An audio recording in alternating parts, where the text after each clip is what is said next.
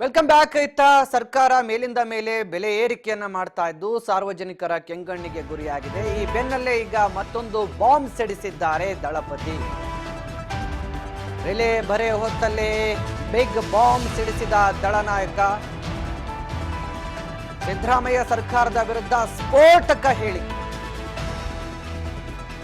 ಮಂಡ್ಯದಲ್ಲಿ ಕೇಂದ್ರ ಸಚಿವ ಕುಮಾರಸ್ವಾಮಿ ಹೊಸ ಬಾಂಬ್. ಸಿಎಂ ಸಿದ್ದರಾಮಯ್ಯನವರ ವಿರುದ್ಧ ಈಗ ದಳಪತಿ ಮತ್ತೊಂದು ಹೊಸ ಬಾಂಬ್ ಸಿಡಿಸಿದ್ದಾರೆ. ಸಿದ್ದರಾಮಯ್ಯ ಸರ್ಕಾರದ ವಿರುದ್ಧ ಸ್ಫೋಟಕ ಹೇಳಿಕೆಯನ್ನ ಕೇಂದ್ರ ಸಚಿವ ಕುಮಾರಸ್ವಾಮಿ ಕೊಟ್ಟಿದ್ದಾರೆ. ಕೇಂದ್ರ ಸಚಿವ ಕುಮಾರಸ್ವಾಮಿ ಅವರಿಂದ ಹೊಸದೊಂದು ಬಾಂಬ್ ಸ್ಫೋಟಗೊಂಡಿದೆ. ಹಾಗಾದ್ರೆ ಏನು ಹೇಳಿದ್ದಾರೆ ಕುಮಾರಸ್ವಾಮಿ ಅವರು? ರಾಜ್ಯ ಸರ್ಕಾರದ ವಿರುದ್ಧ ಸಿಎಂ ಸಿದ್ದರಾಮಯ್ಯನವರ ವಿರುದ್ಧ ಗಂಭೀರ ಸ್ಫೋಟಕ ಮತ್ತೊಂದು ಹೇಳಿಕೆ ಇದೀಗ ಕುಮಾರಸ್ವಾಮಿ ನೀಡಿದ್ದಾರೆ.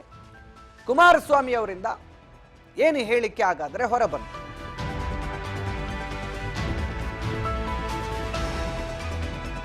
ಸಿದ್ದರಾಮಯ್ಯನವರ ಸರ್ಕಾರದ ವಿರುದ್ಧ ಕಮಿಷನ್ ಆರೋಪವನ್ನು ಮಾಡಿದ್ದಾರೆ.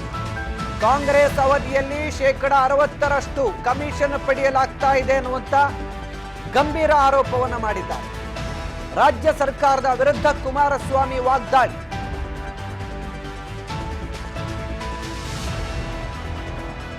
ಸಿದ್ದರಾಮಯ್ಯನವರ ಸರ್ಕಾರದ ಮೇಲೆ ಈಗ 60% ಕಮಿಷನ್ ಆರೋಪವನ್ನು ಮಾಡ್ತಾ ಇದ್ದಾರೆ ಕೇಂದ್ರ ಸಚಿವ ಎಚ್.ಡಿ. ಕುಮಾರಸ್ವಾಮಿ.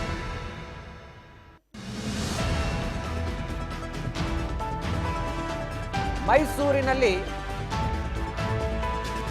ಸರ್ಕಾರದ ವಿರುದ್ಧ ಬೆಲೆ ಏರಿಕೆಗೆ ಕೆಂಡ ಕಾರಿತ್ತು. ಈಗ ಮತ್ತೆ ಮಂಡ್ಯದಲ್ಲಿ ಸಿದ್ದರಾಮಯ್ಯನವರ ಸರ್ಕಾರದಲ್ಲಿ ಕಮಿಷನ್ ನಡೀತಾ ಇದೆ ಅನ್ನುವಂತ ಆರೋಪ ಮಾಡಿದ್ದಾರೆ. ಈಗ ಪ್ರತಿಯೊಂದರಲ್ಲೂ ಫಿಕ್ಸ್ ಆಗೋಗಿದೆಯಲ್ಲ. ಅವರ ಪಕ್ಷದ ಗುತ್ತಿಗೆದಾರರೇ ತುಮಕೂರಿನ ಯಾವುದೋ ಒಂದು ಅಸೋಸಿಯೇಷನ್ ಅವ್ರ ಪಕ್ಷದ ಕಾರ್ಯಕರ್ತರೆ 60% ದಾಟಿದೆ. ಅವರೇ ಎಷ್ಟೋ ಪರವಾಗಿರಲಿಲ್ಲ ಅಂತೇಳಿ ಹಿಂದಿನ ಸರ್ಕಾರದ ಬಗ್ಗೆ ಕಾಂಗ್ರೆಸ್ನ ಗುತ್ತಿಗೆದಾರರೇ ಸರ್ಟಿಫಿಕೇಟ್ ಕೊಡ್ತಾವ್ರೆ. ಹೋಗ್ಲಿ, ಅದು ಕಾಂಟ್ರಾಕ್ಟ್ ತಗೋಬೇಕಾದ್ರೆ PWDನಲ್ಲೋ ಇರಿಗೇಷನಲ್ಲೋ ಮಾಡ್ಕೊತಿದ್ದು ಇವ್ರುಗಳು ಲೂಟಿ ಹೊಡಿಯೋದೊಂದು ಭಾಗ ಹೊಡಿತಿರೋದು. ಈಗ ಮನೆ ಹಂಚಿಕೆ ಮಾಡಬೇಕಾದ್ರೂ ದುಡ್ಡು ಕೊಡ್ಬೇಕಂತೆ. ಹಿಂದೆ ಯಾವನ PDO ತಗೊಳ್ಳೋನು 1,20,000 ರೂಪಾಯಿಗೆ ಕಮಿಷನ್ ಅಲ್ಲಿ ಹಳ್ಳಿಲಿ ಆ PDO ತಗೊಳ್ಳೋನು. ಈಗ ವಿಧಾನಸೌಧದಲ್ಲೇ ಶುರು ಆಗೋಯ್ತು. ಈಗ ಮಂತ್ರಿಗಳಿಗೆ ಕೊಟ್ಟು ಮನೆ ರಿಲೀಸ್ ಮಾಡಿಸ್ಕೋಬೇಕು. ಇನ್ನು ಹಲವಾರು ಇಲಾಖೆನಲ್ಲಿ ದುಡ್ಡು ತರಬೇಕಾದ್ರೆ ಮೊದಲು ಪರ್ಸೆಂಟೇಜು ಮಂತ್ರಿ ಕೊಟ್ಟು ಆಮೇಲೆ ದುಡ್ಡು ರಿಲೀಸ್ ಆಗಬೇಕು. ಪ್ರತಿ ಇಲಾಖೆಯಲ್ಲಿ ಫಿಕ್ಸ್ ಮಾಡ್ಕೊಂಡಿದ್ದೀರಿ. ಜಗಜ್ಜಾಹಿರ ಇದು ಎಲ್ಲಿದೆ? ಕುಮಾರಸ್ವಾಮಿ ಕಾಲದಲ್ಲಿ ಮಾಡ್ತೀರ ಅದಕ್ಕಿದೆ ಹೇಳ್ತಾರೆ, ಇದು ಹೇಳ್ತವೆ. ಮಾನ ಮರ್ಯಾದೆ ಇದೆ ಅವರಿಗೆ. ದುಡ್ಡು ತಿನ್ನಕ್ಕೂ ಒಂದು ಇತಿಮಿತಿ ಬೇಡ. ಇದಕ್ಕೆ ಅಧಿಕಾರಿಗಳು ಎಲ್ಲಿನ ಕೆಲಸ ಮಾಡ್ತಾರೆ ಈ ಥರ ಆಗೋದ್ರೆ?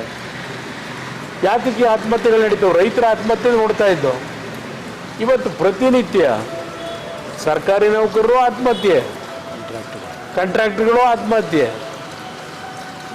ಈ ಪರಿಸ್ಥಿತಿ ತಂದು